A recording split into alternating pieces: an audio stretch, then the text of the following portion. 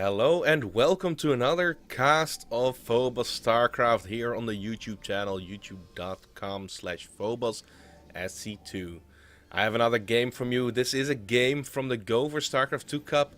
It was played on a Sunday. I'm not quite sure which one it was, but this is a game from the best of one stage of the tournament.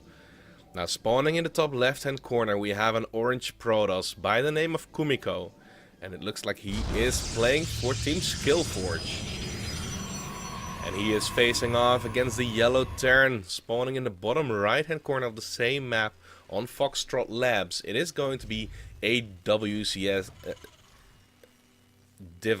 or Devil, yeah. And he is playing for Team Faith.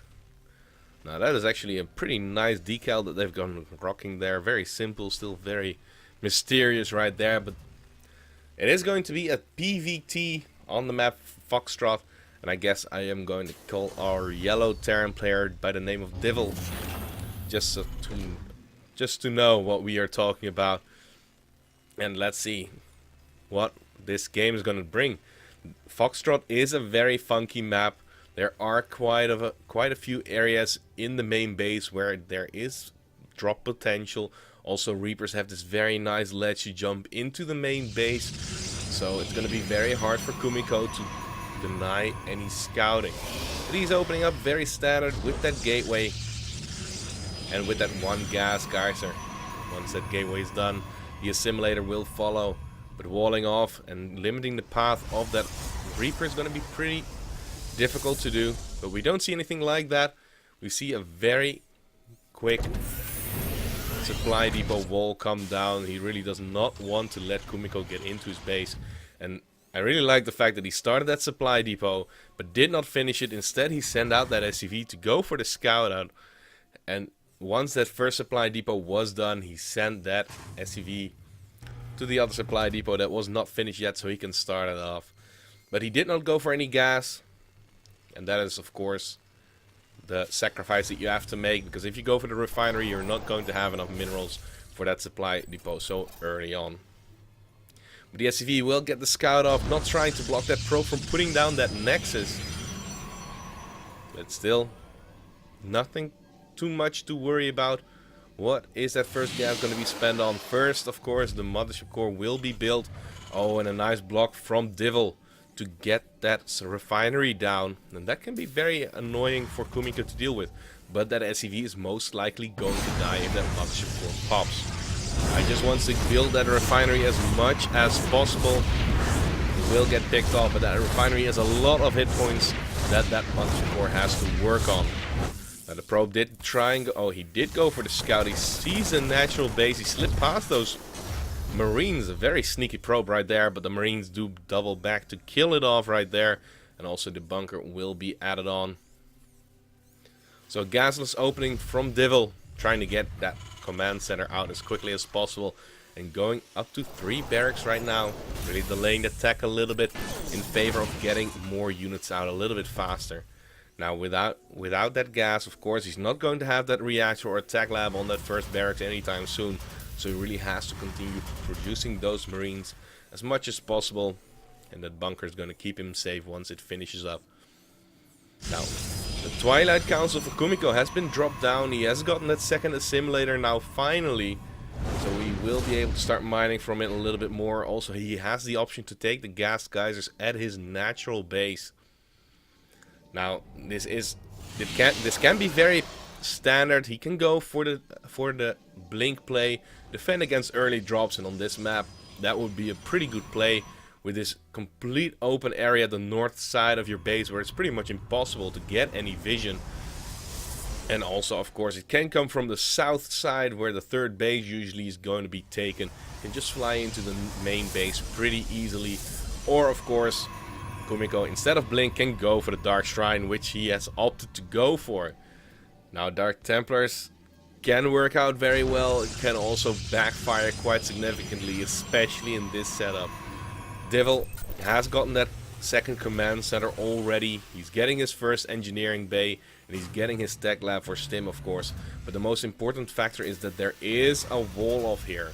Now with the robotics facility that Kumiko did drop down, I do believe that he wants to go for a War Prism to drop those Dark Templars immediately into the main base of Devil. And well, that definitely has a lot of potential to work out. Because in this little area you can warp in units if the War Prism is in warp-in mode and there's no vision for Devil whatsoever. As I said earlier, these areas in next to the main base, it's pretty hard to get good vision there and position your units accordingly in order to keep them safe. But so far we don't see any missile turrets just yet. Devil is also not too worried about an Oracle flying in just because he took that refinery. There's no way that Kumiko is going to have enough gas for that. But the Dark Shrine is done. The first Dark Templar do get warped in. They were in fact warped in at home. Even a third one being warped in. Committing to this pretty hard, so it really needs to get damage done because he's delaying his tech for this quite a bit. He's only getting his Forge right now. Does not have the robotics bay on the map just yet.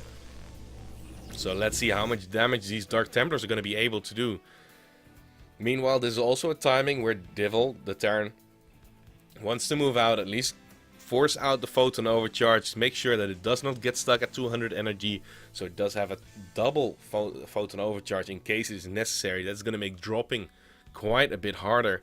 But how many units are here back at home? There are some Marines spread out, but that is not going to be enough against those Dark Templars. There is a missile turret at the front.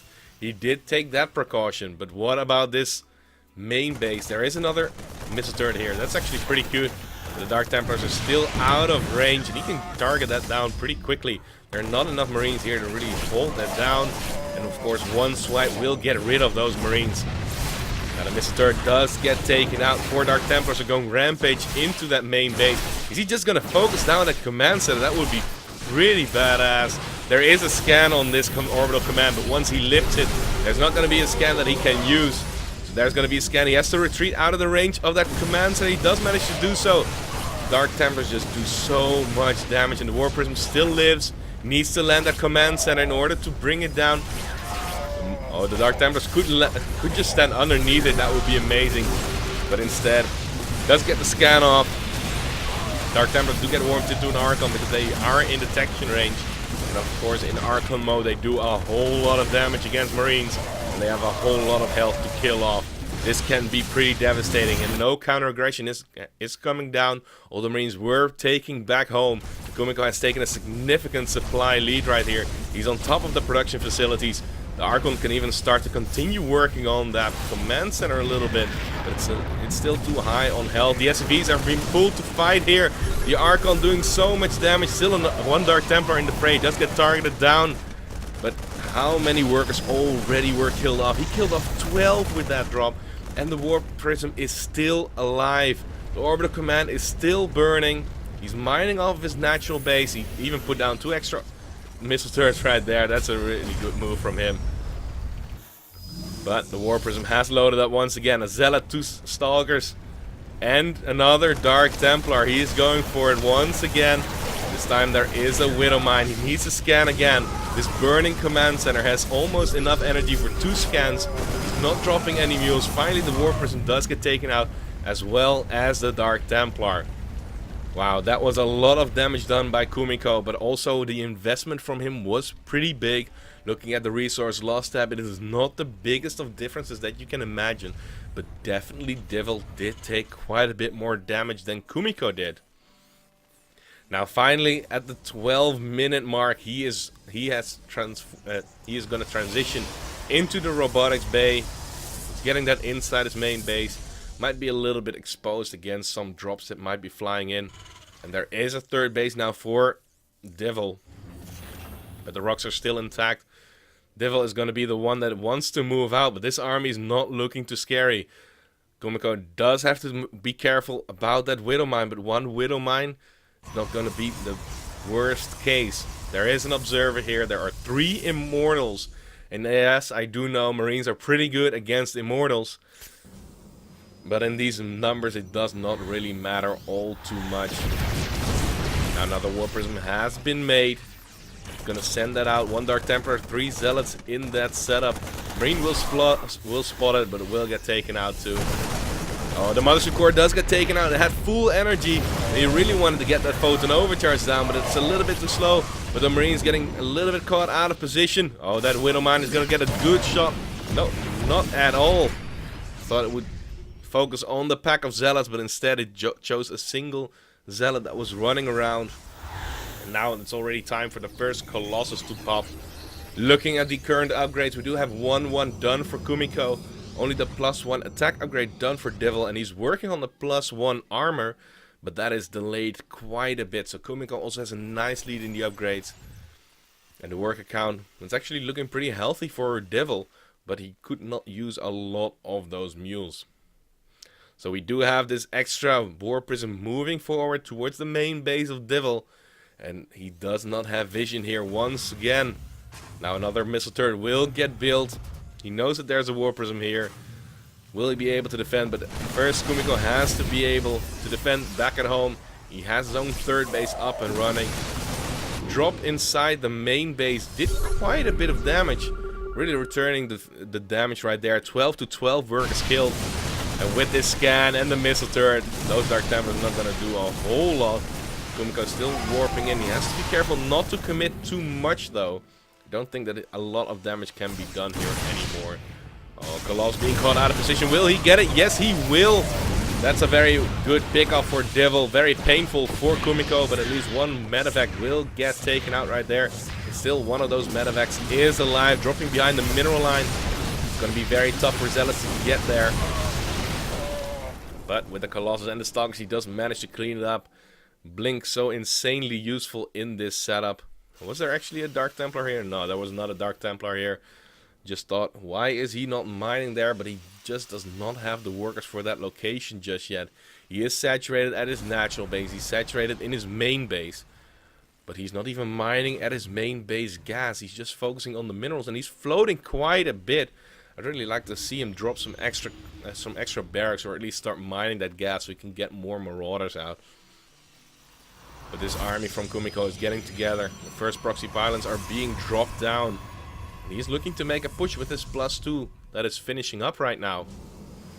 Only 2 Vikings are on the production tab right now. That will bring the total count up to 4. But 4 against the 1 Colossus that is out. I'm not quite sure if he will get rid of it fast enough. Because there's a lot of gateway units here. There's even Dark Templars in the mix. Zealots do have charge and they're charging forward. A lot of them are stuck behind the Stalkers though, so not an optimal fight for Kumiko. Vikings have found a pretty decent position. Dark Templars are moving in. The scan comes down. They will get taken out. Will he be able to break through here? The supplies are evening up. Devil taking a pretty decent fight here, but the Colossus is still alive. It is at 7 kills already. Still, 4 Vikings are waiting to get their damage done. Stimming forward, once again the workers are being pulled. The Immortal will get slowed down by the concussive shells. The Zealots are moving closer. The Colossus has been killed off. So no more splash damage for Kumiko in this battle. Not another Colossus in production. He's going for the Observer because he needs to deal with that, with those Widow Mines too. And pure gateway units. He has those Immortals to get the extra damage done against the Marauders. But one does get focus fire down. The Zealots are charging in. The Immortal is wobbling behind. They are a little bit slower. Not completely in the fight either. But Devil has dropped in supply. All of his workers have been killed off now pretty much from his natural. Another Colossus has joined the fight right now. And it's a great position for Devil to fight him. But will it be enough? He does not have so much army supply anymore. And the Zealots do make contact. The Colossus doing so much damage from behind. And the GG is called. Kumiko will take the win. And for the Go for StarCraft 2 Cup that he was playing in, he will move forward into the next round. But I don't have any other games. So, still nice from Kumiko. That Dark Templar play in the beginning of the game was just amazing. And Devil, a little bit later, he did defend pretty well. And he took some very good fights. But Kumiko was still able to pull through. So, thank you all for watching. This was another cast of Phobos StarCraft. Please remember to hit that subscribe button, hit that like button. And I hope to see you all very soon.